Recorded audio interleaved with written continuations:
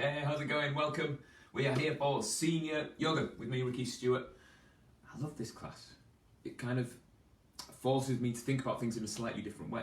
Because I deal with clients of all different kinds and I kind of specialise in a little bit of like rehab style things to go along with my sports massage and all the other stuff I teach. But I also teach handstands and calisthenics and powerlifting and strong stuff too.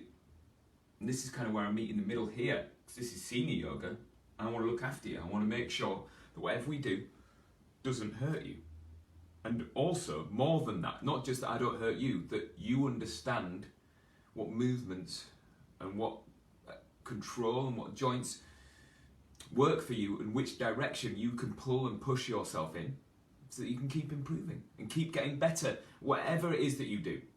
Whether it is exercise or whether it's just being able to go to an exercise class, like you could go to aerobics or you could go to a HIIT class or a spinning class or whatever it is that you do, you know what your body can do and you know what's good for your body, and that's kind of more important to me than me just guiding you through yoga poses and keeping you safe.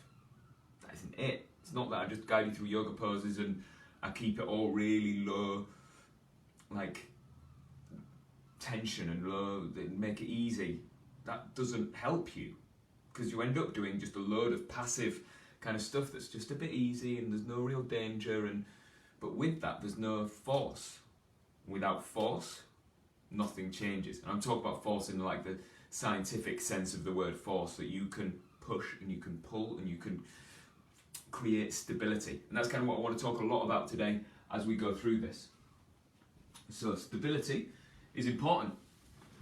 We can't do anything without stability. So if you run, if you walk, as your foot hits the floor, you catch stability. It's not that you walk like all like gripping on tight. It's that as your foot hits the floor, a little electrical shock kind of runs through the muscles and joints in your body and you catch stability. There's different kinds of stability. You could go for skeletal stability or muscular stability. Skeletal stability is if you push a door open and the only way you can open it is if you lock your elbow out and let your shoulder blade go to its end range and then you lean into it. That's kind of skeletal stability through your wrist, your elbow, your shoulder. You're pushing with your skeleton, you're pushing with your bones. Not necessarily wrong, by the way. Not wrong, but just you could change it if you had some kind of connection to that and you had your elbow a little bit bent, but you'd tense your bicep so this and your tricep as well at the same time. So this elbow is kind of protected by your stability and your ability to find it, so you can push that heavy door or push a car that's broken down or whatever it is that you need to push. You've caught stability, you've found that stability, and it's a different kind of stability to when you break into a run and your foot hits the floor and you catch stability all up your leg and then you spring off that stability and hit the floor again, and you hit the floor and you drag yourself forwards. It's different when you do the slow heavy stuff, but we can learn a lot about thinking about your stability and how your joints and how your body loads up against force. So if you bring your hands onto your knees, just move your neck side to side a few times and fidget a little bit. And you can be sat on the floor as well, by the way, as we get started. We're only going to do a little bit of breathing, but if you just let your elbows sit heavy, whether you're sitting cross-legged or sitting on your sofa or sitting on a chair, push your belly out as you breathe in and draw your belly in as you breathe out. As you breathe in, you inflate. Your belly pushes out. As you breathe out, you draw your belly in. Just keep softening those elbows, softening your shoulders. Now we're going to use our pelvic floor, so you kind of like you're pulling up from underneath you. So muscles are used to stop yourself from going to the toilet, and it's a pulling feeling, like you're pulling up. And your pelvic floor is very much like your diaphragm. It's like a sling of muscles. So your diaphragm sits here in your chest cavity. And as you breathe in, your pelvic floor, as you breathe in, your diaphragm kind of pulls downwards. And as you breathe out, it comes up. And if all of the muscles that are involved with your breathing apparatus, so that's intercostal muscles around your ribs, all the muscles around your belly, they can connect to this. You can make big teams of muscles between your pelvic floor, your diaphragm, and the muscles around your belly. And this can help make spinal stability, which is definitely something that we need so that we're not hanging on our spine in skeletal stability too much. It's not a bad thing to have spinal skeletal stability, that you kind of find end ranges in your spine. But really, if you can have muscles that can reinforce your skeleton, that can grip on tight enough to make that stability happen, you can perform better. So let's get into that as you squeeze your rib cage down towards your hips, one side and then the other, one side and then the other. And just understand this side bend. As you breathe, things change around here, around the bit that's moving, things are changing. As you breathe in, it all expands. As you breathe out, it comes in. If I breathe like this slowly, if I just move my arms in time to roughly where my breath goes, you'll see that I'm breathing at different points of the movement and it doesn't interrupt the movement. But if you hold yourself in this side bend, which is kind of a strong place for us, we can create a bit of torque, a bit of like tension here. If you squeeze your rib cage down towards your hips, so you're scrunching up here and lengthening here, and be able to breathe. And you'll feel like the top of that breath tightens up a little bit. It's quite hard to breathe all the way in and all the way out. We need to be able to breathe to exercise. We need to be able to breathe through all of our human tasks. Need air, need oxygen. So you can get efficient teaching your body, so going over to the other side, teaching your body how to find oxygen. How can not find oxygen? You'll pull it in. You pull it in from the air around us. If you don't, or if you do shallow breaths, you might end up more out of breath, so you find it harder to breathe. That's it. Now I want you to do this sideways movement. I know this is a long time doing this, but there's a lot to learn from understanding how to breathe and move your spine at the same time. You take your hands and push down on your knees, like your hands are pushing down towards the floor. And even if you're sat cross-legged on the floor, it's still the same.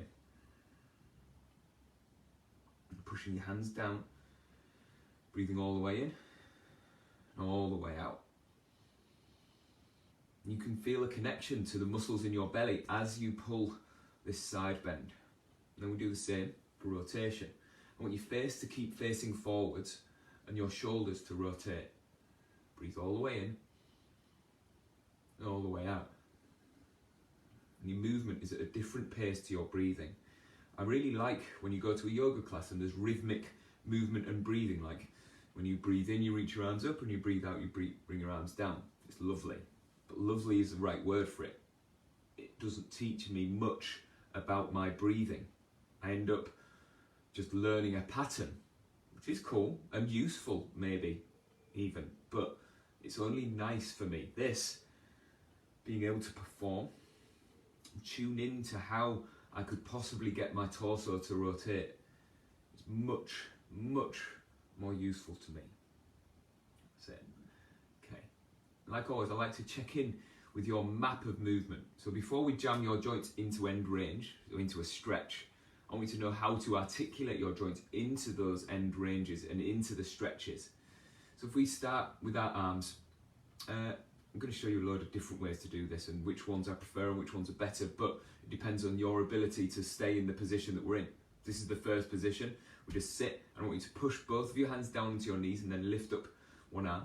We pick this arm up, bring it up over your head, point your thumb down, bring it back until it hits a cushion, and then bring it back up and across your chest. Another option is to go onto one knee, like this. If you're alright kneeling, you can have a cushion under your foot, and this hand comes across your chest, comes up, points back, and bring it back to here, and then change direction, bring it back across into the front.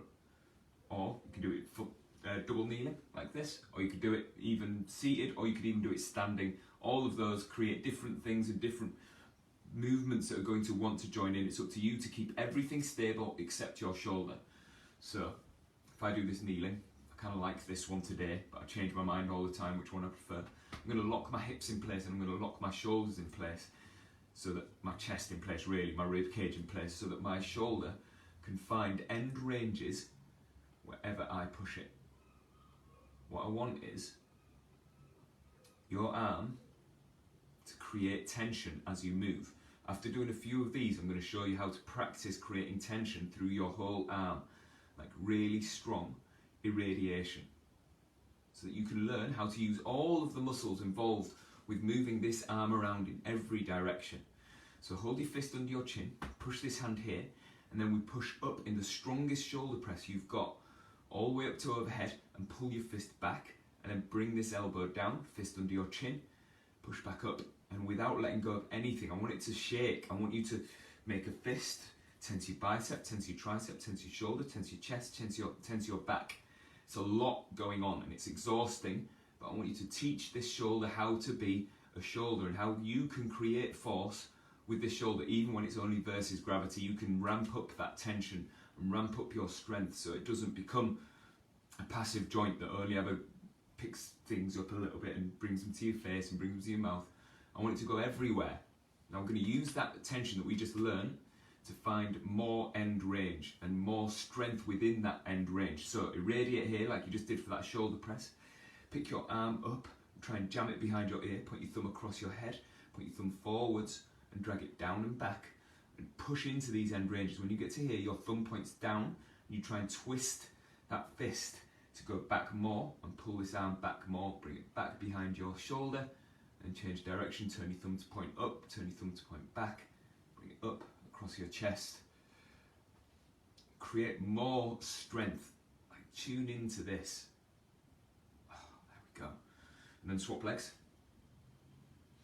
If you can only kneel on one of your knees and you decided to kneel, you can change it whenever you want. You can sit back on the sofa, whatever you need to do to create comfort so that everything stays still, everything does stability, because that's my kind of deal today, is finding and catching stability. Got it. Right now I'm tensing my bum, I'm pushing my back foot into the floor, I'm pushing this front foot into the floor. I've locked my rib cage in place and only this glenohumeral joint is going to move. So we pick it up, bring it up to your head, point your thumb across your head, put your thumb forwards and bring it down and back. And this is just a little like practice run before we make tension and do this even better. So you pick it up, and as your thumb comes down and back, you point your thumb down, point your thumb back, bring it back here. And then we create more tension. I want you to lock this fist under your chin, tense everything, make a fist and really kind of irradiate and keep that irradiation up as you imagine like you're lifting the heaviest dumbbell you could possibly imagine. And you've got to fight against it to bring it up, and you try and control it as much as you can on the way down. And create loads of tension in muscles around your belly. You're making this shoulder work super hard and it's boiling and exhausting. And then we try and transfer that learning of how to grip on with everything around this joint as we go up. Put your thumb across your head, put your thumb down as you come down and back, and change direction.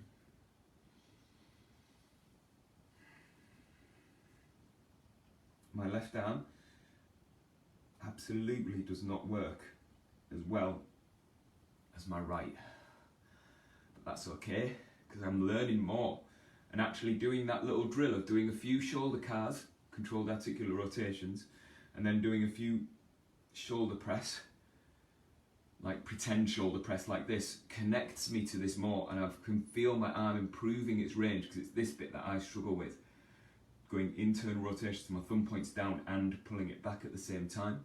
It's tough, but you can learn from it. All right, then bring it up on your feet. We'll go through a little bit of balance. And again, balance is stability. I'm going to keep on trying to hammer this point home. So just push your weight from foot to foot. You can feel your torso kind of sway side to side as you load up one leg, load up the other, load up one leg, and load up the other. And you've got a little bend in your knees because I like you to have play so that you're not locked in this place and you just go over, and that feels awkward. I feel like I'm loading up my skeleton. I'm not trying to load up my skeleton, I'm trying to load up my joints so that all of the joints can join in and create a stability. And then I want you to pick up your right foot and just swing this foot forwards and backwards. And you can touch the floor as often as you like, but the footprint on your standing foot is important. And equilibrium, So like just balance really is what we're after. And because my foot is swinging, my hands have to swing to create equilibrium, because otherwise I'm shifting this weight forwards and backs. If I stay really still, it becomes a different thing. It becomes a completely different movement. I want it to relate to how you find your way around your world. So you can create stability on this foot. You can almost fall forward, so your big toe, the ball of your foot, catches weight, but the outside edge of your foot is glued down. This foot comes forwards and your opposite hand comes forwards, and you swing it back and then catch, swing it back, catch, swing it back, catch. So I'm just even weight over the balance point. My head is right over the top of my foot. And even if I take this foot out, I understand the equilibrium. My arms swing in a different way because it's a language that my body speaks in balance. When my foot is connected to the floor, I'm really good at balancing. If my foot isn't connected to something stable, it becomes a different balance. Skateboarding, snowboarding, balancing on a Bosu ball, which is kind of useless by the way. They are all different. They're all different kinds of balances that need a different language for your body to speak to be able to balance. Because if you're on a skateboard, those wheels go like this and there's a little bit of tilting.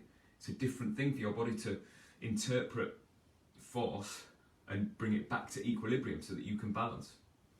So you need to practice whatever the balance is that you need to practice. And for most of you, old, senior or not, young, doesn't matter, this balance of being able to be on one leg and then transfer that weight over to the other leg and transfer the weight over to the other leg is important because you use it all the time.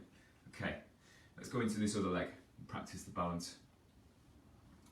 So remember the footprint thing, let's go through it again. Your big toe pushes down, your toes spread, the ball of your foot pushes down, the outside edge of your foot pushes down, and your foot just swings and you catch equilibrium using your hands to go the opposite directions. Little bend in this standing leg, so you could do a bounce if you wanted to, and this doesn't stop. And you can touch the floor as often as you like. You can even be close to a wall, so you can like touch the wall or touch a bit of furniture just to be able to keep you moving like this. And then you could practice getting yourself into different shapes like this coiled up shape, and I can even move my hips loads and still catch balance for a bit. And then let's look at our hip. So we did stability on our standing leg there through this hip, through the whole joint. Let's practice that. So if you sit into a little mini chair pose, it's only a mini ones because you're kind of high, like this. Do a little bounce and feel this muscle here, right on the outside of your bum, load up. As you lean over onto one leg, see if you can just point this foot forwards. And you should be able to feel this muscle here, right on the outside of your hip, load up and be strong. And then come over to the other side, put your foot forwards, push your big toe down, push the ball of your foot down. Feel it. Feel your hip be able to create stability. Now, you cannot create stability without being able to articulate into the shape where you want stability. So, let's see if we can articulate into it. Pick your knee up, you can cheat for balance if you need to. So your knee picks up, your heel comes up, you bring this knee out, see if you can find this bum muscle here. I've got to like kind of make tension and then pick your heel up, drag your knee back, knee to knee, knee up, knee out, look for this bum muscle as your knee comes out, swing your heel up, knee back, knee to knee, knee up. And again, it's all stability everywhere except for my femur in its hip socket. So that long leg bone in its hip socket is finding end range. Cheat for balance if you need to, and there's a small chance if you've got stuff going on, this could look like this, and that's okay. That's a good start at getting your hip to be a hip, so it doesn't only do what it needs to do. And then lean over to the other leg. Let's have a little look at this again. So you can create tension in the outside of this hip while the other leg holds that same stability that we did for the balances. So this knee comes up, knee comes out, heel up, knee back, knee to knee, knee up. Now, I teach this a lot of different ways depending on the clients, depending on the people in front of me. This is my easiest version I don't give you too much information, I just ask you to move your leg into the end ranges. That is it. But we could get really specific. We'll save that for another time. I want to focus more on articulation. Yes, there we go. Okay, and then let's get into some spinal stuff, spinal articulation. Because again, you cannot find stability without articulation. So I want you to sit on the end of the chair, anywhere where you're kind of perched. So you can't be sat back, you can't be leaning against anything. I want you to load up your feet so you lean forwards and you feel like your thighs and everything take your weight. And then see if you can drag the floor back with your heels, and you should be able to feel your hamstrings turn on. See if you can keep that. It's hard to keep. You lean forward, and I want you to cross your arms over your chest. Keep your neck kind of level, so you imagine like your face was in a box. You could keep it in the box as you curl your chest up. Curl your chest down, curl your chest up. Chest down, chest up, chest down, chest up. And this is making the muscles in your belly do a crunch. But it's not against any real load apart from the weight of your body. But I need you to be able to find stability here. So you need to be able to articulate into this. And then, see if you can do a side bend and do the same. Curl up, curl back, curl up, curl back. And this is ab work. This is way more useful to me doing this, and I'm kind of strong, kind of good at ab exercises, I suppose. But this is tiring for me, more tiring than it is if someone asked me to do 30 sit-ups or 30 crunches or leg lowers or any kind of ab exercise. We're going over to the other side. Tuning in to making my spine do really specific work asks a lot more of the muscles around my torso. So not just rectus abdominis, not just the six-pack abs, it's transverse abdominis, obliques, everything to do, even the muscles in my back, are to do with how I articulate my spine. There we go. So then, if we come up in standing and have a look at a forward fold, so if you just bend your knees a little bit, pour the weight forwards into your toes, and hinge down, and then just let your hands hang wherever they hang, and find hamstring stretch here. And tune into where your spine is here. Your spine's curled around, especially if you bring your nose towards your knees, your spine curls around more. And this isn't wrong, because this is a hamstring stretch. It's well documented that this is how you stretch all of this tissue here, which is cool. But I want you to be able to understand where your spine is and how to change it. So can you bring your hands into your shins and make your muscles in your belly tense a little bit, and pull your belly down more and push your hands into your shins, and then slowly start to lift your collarbone. So from here you lift and lift and lift until your back goes flat. Push the outside of your edge of your foot down, pour that weight forwards into your toes, and hang on these hamstrings. Keep lifting your chest up and breathe here. And see if you can change it. Can you do a little rotation? So if your hands are on your shins, can you reach one hand down and one hand up your shin and go the other way? And keep this stretch in your hamstring, and you can explore this. Breathe. And be able to understand what your spine is doing, and when it starts getting tired and you curl over again and have to hang because all of the muscles here aren't strong enough to hold you up anymore. You can learn that a little bit at a time, because that's the only way we learn. You can learn how to make your spine be able to deal with any shape that we get into.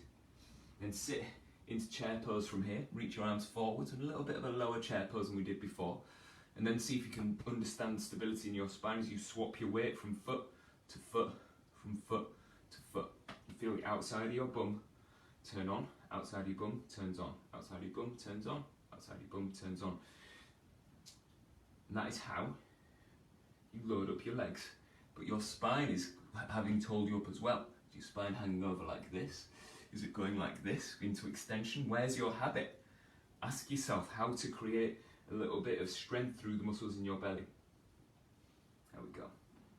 And then let's go into some more classic yoga poses. So if we look at Warrior 2, so if you turn one foot sideways on with your chest facing forwards, and then take a big step forwards this way, and then just shuffle your feet apart a bit, And your heel on this front foot points towards your instep on the back foot, and maybe your heel goes a little bit behind your little toes. So that turns your knee inwards a little bit, and then bend this front knee and just see where you are just with that. And look at where your hips are facing. So your hips are probably facing diagonally like this, like me. It's cool, not between right and wrong. But then you look at this knee here, what Warrior 2 asks for in yoga training, and if you look at any kind of yoga pose book, your knee comes back enough that you can see your big toe down the inside of your thigh, which means the outside of this bum creates stability, much like we were just talking about in the chair pose. We look for this stretch here in this groin, and we reach our arms out and you soften your shoulders down and look over your front fingers. I want you to explore this now and creating force in this shape. So this is kind of a shallow one for me. I could go a lot lower, but I'm trying to keep my mind open to changing it. We can change it. I could change the position of my feet. I could go longer, I could go closer, I could do anything. I'm gonna just see if I can move my hips around and see where my hips live. As soon as my hips go square on, so my hips face exactly forwards, this knee's had to pop forwards because this here isn't flexible enough. And if I pull back tight, so that's going to have to give this little diagonal turn to my hips. And then my lower back and the muscles in my belly and everything around here, I can change this as well. So some people, if I go sideways onto the camera look, some people go like this when they're in Warrior 2, and they get this big, so you can see, I don't know if you can see through my t-shirt, but my rib cage is almost flipping up, and I've looked for stability in my spine here in end range extension. I'd rather see your tailbone kind of tuck under as you reach your arms out and hold Warrior 2 here and look for this stretch. And then we can create force even longer. I know this is a long time to be holding this pose, but keep with it. See if you can pull your feet towards each other on the floor. They're not going anywhere, but you're loading up your footprint and trying to drag your feet towards each other and create tension and force with these muscles here. And then see if you can go the other way and try and push your feet apart. I can't push too hard because I'm wearing socks. And you kind of push your feet apart and you look for the stuff in the outside of your hips to be able to push. And then see if you can like pull these directions as well. And you'll feel different muscles kind of grip on. They're all important. You can create three-dimensional tension in any shape that we go into, which means that muscles push, pull against each other, and that's real stability. And come up, so straighten both legs up, and go feet pointing forwards, and come into flat back hamstring stretch with wide feet. And fall forwards onto your toes. Push the outside edge of your foot down, and bring your belly down lower. Maybe bring your hands to the floor if you want. You can even bring your palms to the floor, but I'm trying to look for flat back so you don't curl your spine around to kind of reach your head down. You're trying to understand how your spine works and finding end range here. And then sit into goddess pose, so you might need to heel toe your feet a bit close together to push these knees back and pin the outside edge of your feet down and reach your arms up in Jnana Mudra. So your finger and thumb touch, the rest of the fingers open out, and see if you can go tiptoes. And drop down and let me do that for a second. And tense your bum to stand up, reach your arms up, just reach up, pull your thumbs back, reach down. Cool, so let's do Warrior 2 the other way. Explore this. So your back foot goes sideways, your heel goes behind your little toe a little bit, your foot points this way, you bend this front knee. Let's see if the easiest option of this is this. My feet are kind of close together, and I can just load up my feet in this way, and I can explore my hips in positions way more when my feet are a bit closer. And really, we're after a stretch here, but at what cost? If you can't get into this and feel stable, it's no good. We want to make it so that you can feel stable, so play it around. And like I say, I'm good for going much further and kind of holding this pose like this, which looks way prettier, but I could actually learn more being back here. I want to learn. I don't want to just hold the pose because it looks pretty. That isn't it. I'm trying to learn how to control my joints. So let's go through all of the check marks again of what this pose has in it and what you can change and what you can control. Let's look at this front knee, front foot first. That shin is kind of upright, so your shin kind of goes straight down, knee right over the top of your ankle. And really we want to see if you can make the outside of this bum muscle turn on to pull this knee back until you get a little stretch here, down the inside of your thigh, and hold this on. And then we look at making your feet wide enough You need to heel toe yourself longer, but you find a little stretch here. I'm only after a little stretch. It's not reinventing your mobility. We're just trying to teach your body how to find a little bit more space to move in. Find this stretch here. And the back foot is kind of sideways, but your heel is a tiny bit behind your little toe. So your heel goes a bit further that way. Reach your arms out and check with where your spine is. If you go like this, look, and your rib cage flips up, and you can explore it, then you end up finding stability here in your skeletal massive extension in your lower back. That isn't what I'm after. I'm after your abs being able to contract here so your rib cage pulls down towards your belly button, and this is on, but you can still breathe. You can breathe, and you can breathe. You can even put your hands here and check in. Feel how you're breathing while you are in control of where your spine lives. No right and wrong. I'm after you exploring it and work out what feels right. And if you do go like this, where your bum kind of sticks out and your rib cage flips up, is that okay? Might be okay. If it is, you can hang out here. But if it's your habit and you only do that, show it something different and see if you can learn that. Reach your arms out and work out where your shoulders live. It's not up here. We'll see if we can pull them down here and look over your front fingers. Keep pulling this knee back and then see if you can create force on the floor. Pull your feet towards each other. See if you can make all of this stuff work. Push your feet away from each other as long as you're not on a slippy floor. You can feel stuff in your thighs and make your bum muscles tense. And see if you can twist your feet into the floor. Pull your feet in different directions. Make your body be able to create force in every direction. 3-dimensional tension, which I'll talk about in a second when we do some wrist work. And then reach your arms up, open your feet out. Let's do this stretch a tiny bit differently this way.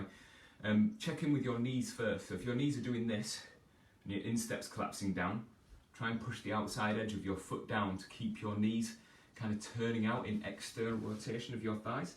As you push your hips back and reach your arms back and reach your arms towards the back of the wall, back room.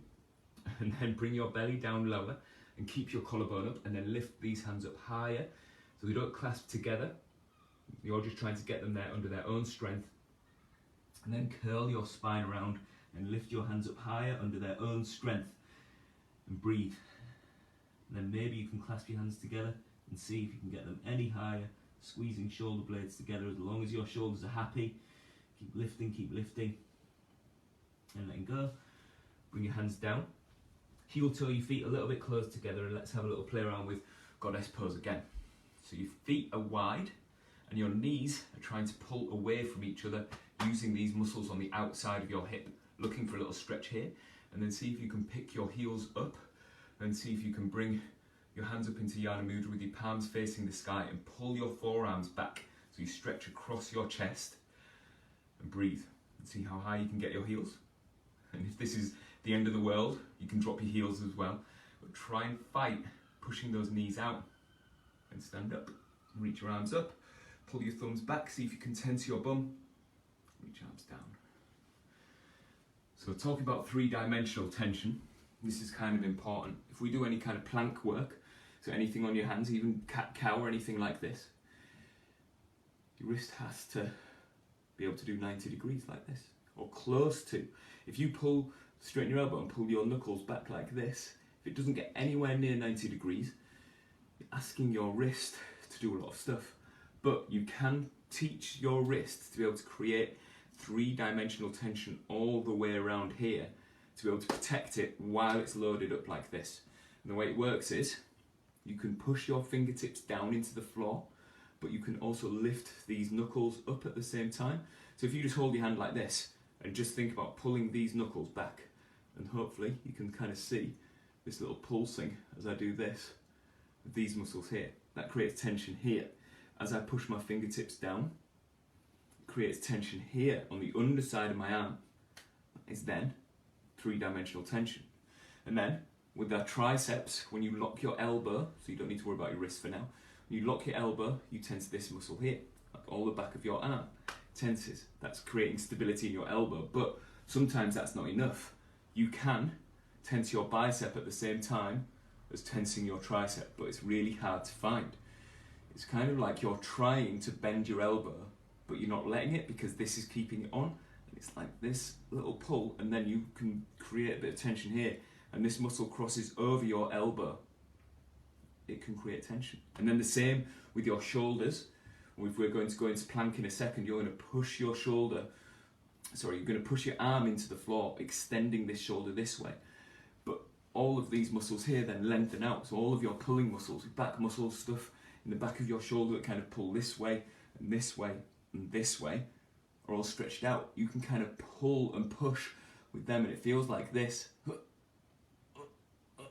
And I'm in between the two, and I'm pushing and pulling at the same time. And even just showing you that, it makes me warm, because it's a lot of energy to expel.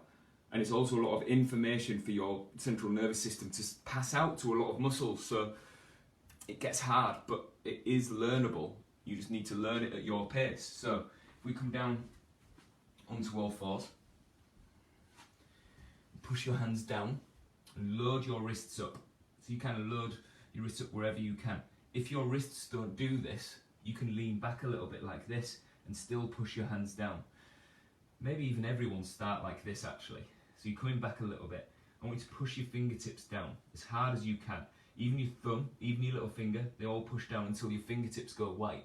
And then try and lift up your knuckles. So you create a little like bridge underneath your knuckles, and then pull yourself forwards. And imagine like you're pulling your shoulders forwards by contracting here. And it's like this joint is pulling over until you're happy. You've got to be happy with where you land, where you end up. It can't be that you just keep jamming yourself further forwards like this, because you'll just hurt your wrists going that far. It's got to be just as far as you can pull yourself and create the tension, pushing your fingertips down and lifting your knuckles. And then try making your shoulder blades squeeze together, push apart, squeeze together, push apart, and try not to shrug. You're trying to keep your neck as long as you can. So if you pull your shoulders to your ears and then pull them down, keep them down as you go shoulder blades together, shoulder blades apart, shoulder blades together, shoulder blades apart, keep them apart, and then try pulling your hands towards each other, and then try locking your elbow out, pull your hands towards each other, lock your elbow out, pull your hands towards each other, tuck your toes if you can, then go into plank, and then try and pull the floor towards your hands with your feet. So you're like trying to do this, but you don't let them pull. And pick the middle of your back up, don't let your back do this, don't let your back do this. So keep pulling, pulling, pulling, going 3, 2, 1, drop your knees down, have a little rest. So any kind of plank work, I want it to train every bit that's involved in the plank. Your hands are first point of contact. Being able to do that push and pull will help your wrists so much, but you need to take the steps to learn it. It's not just that you do it and then you're like, oh, my wrists are fine now, and they weren't before, because that won't work. It's learning. So you might need to do it back here for ages first, where you can push your fingertips down and lift your knuckles at the same time. That is key. You could even learn it down here like this, and it becomes a different thing, where you can just find the ability to control these muscles, to create force and create tension. It takes a lot of practice and a lot of building up. Okay, so let's go into some hip stretches. I'll show you loads of different options again. If we come up into 90-90, which is my favourite way to stretch my hips in both directions. If you sit like this, we're looking at this front leg. If you can't sit like this, then you can bring yourself up onto a piece of furniture. So you can either kneel and put your foot across the seat of your sofa like this. Oh God, that's slippy. So you can either kneel. So imagine if I was on the seat of the sofa, I'd drop this standing leg down into kneeling until I can drop this shin down. Or I can do it like this, on the arm of your sofa or on the arm of your chair. Or if you've got like a soft stool or a buffet or something that you can like get this hip into external rotation. So have a look at the shape I'm after. It's this, essentially, this coming up. You can even lie on your back and hold it like that. So you hold your hand on heel hand on your knee, lie on your back and pull it up. Loads of different options of being in hip external rotation. I'm going to stretch into this. So if you sit your torso upright and then hinge forwards just a little bit at a time. Breathe all the way in and all the way out as you bring your belly down. Bring your belly down lower, look for this stretch. And you might find the stretch is up here, and that's fine, but I'm kind of flexible. Not super flexible, just kind of flexible. So I'm going to make it look like this, where I bring my belly down and I drop lower. I'm kind of trying to push my bum back this way and lengthen my spine. So my spine is, from my coccyx, is trying to like go longer and longer as I bring my belly forwards and down. I feel that stretch right on the outside of my hip on the front leg. If it looks like this, then you probably just want to do it sat upright and try and lengthen your spine up, and only play around with finding this stretch as you hinge forwards. Keep breathing here. And then just start pushing your foot and pushing your shin down into the floor. And it only has to be a little bit, so this whole front shin pushes down to create tension in this hip and the front leg. And then join in with the back shin. So both shins now, so from the knee to your ankle, it's pushing down. Knee to ankle is pushing down. They're both pushing down. You're creating force in different directions from both hips. And drop your belly as low as you can as you create this force. Keep dropping lower. Lengthen your spine. Dropping lower. Lengthen your spine. Going 3, 2, 1. Sit up. And I want to try and own that. So if I bring my hands either side of my shin, either side of my thigh, sorry. If I push this down, create stability in this hip, and then try and lift this foot up. And hold muscles in your belly on. Keep lifting, going 3, 2, 1, drop down. And then show yourself just passive range. See if you can drop your belly as low as you can. That's cool. And sit up, and then let's do a cool thing to get over to the other way. You're going to lift up this back knee, and keep the other knee down, and then at the very last second, when you can't manage it anymore, you slide your bum underneath you and you drop this knee down and roll over to the other side like this. If you got confused somewhere along the way there, just sit on your bum, grab hold of your left foot, pick it up and bring it behind you, and you'll fall into 90-90 like this. So again, try and sit your torso up as much as you can. Try and make your spine long. See if you can hinge forwards and lengthen your spine until you find this little stretch on the outside of your hip. Big deep breaths. Keep bringing your belly forwards, bringing your belly down.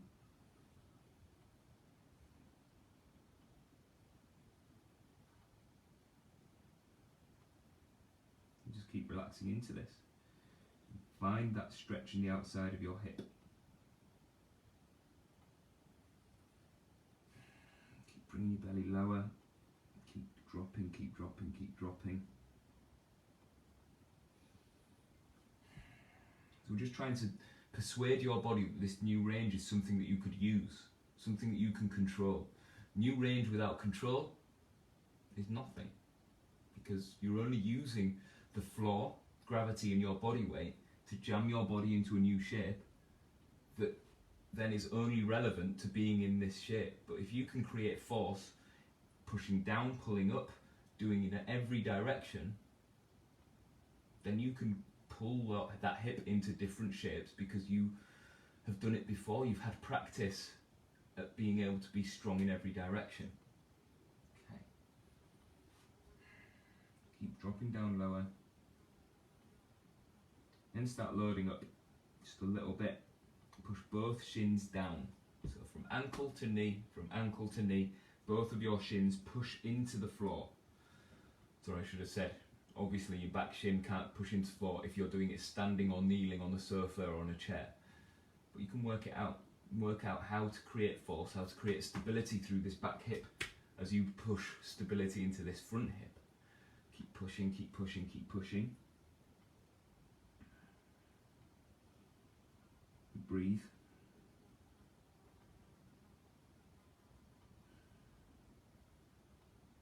That's it. And then bring your hands either side of your thigh. Sit up a little bit, and you're going to have to create loads of force in this back leg. So as you push your leg down into the floor, lift this hip up. not the hip, lift your foot up. Try not to lift it up like this, because that isn't it. It's a different thing, not necessarily wrong, not necessarily dangerous or bad, but what I'm after is you being able to fold forward to get this hip flexor to perform while your hip is in massive external rotation, like end range, and you can control every millimetre of where this hip could possibly go. And it's all about intent more than action. So I can feel that I'm lifting, but I'm leaning forwards so far that I'm never going to lift this foot up, not without grabbing hold of it and lifting it up. I'm trying to teach my body this range so that I can just get strong enough here, and then hinge, and drop down, and breathe.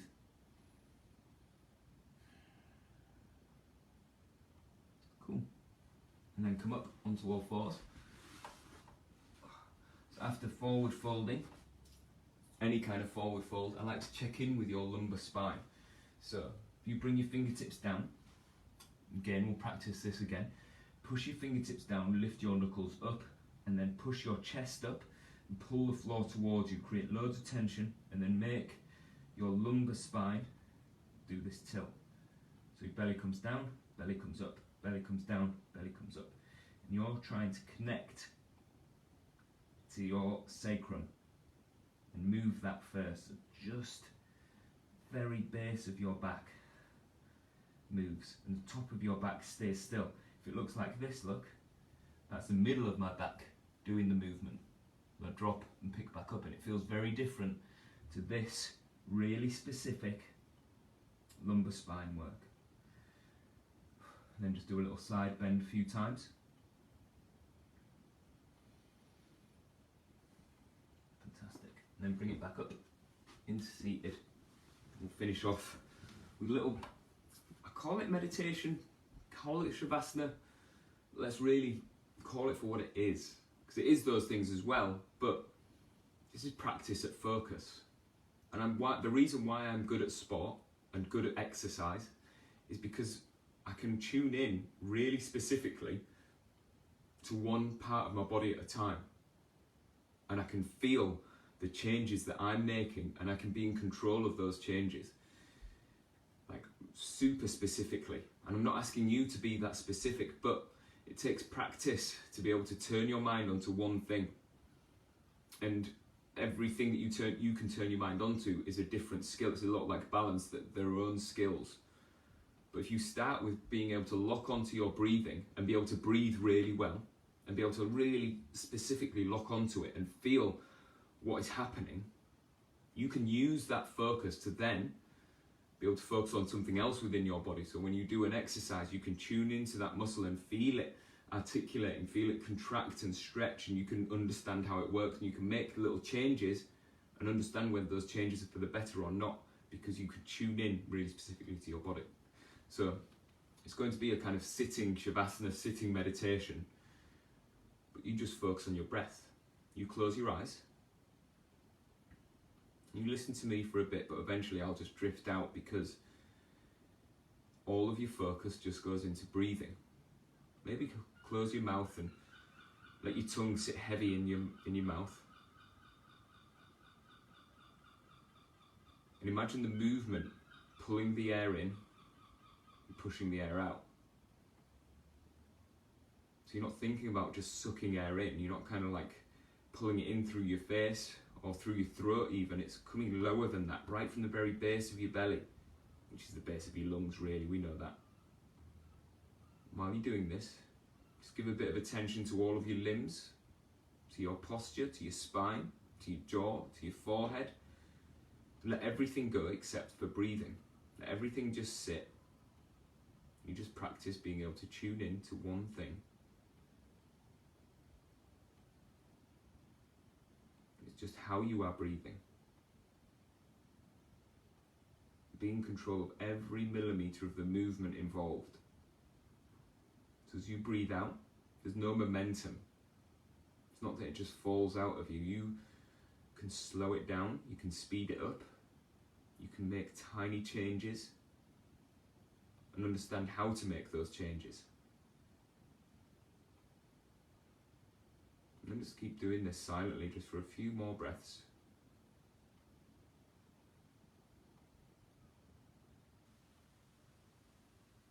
your jaw, relax your tongue. And slowly let your eyes open and let in a few more senses. Move your fingers, move your toes. Bring your palms together and your thumbs to your forehead. Tuck your chin and roll forwards. And breathe here as well. Tune back into your breathing again now that you've changed position. Has it changed?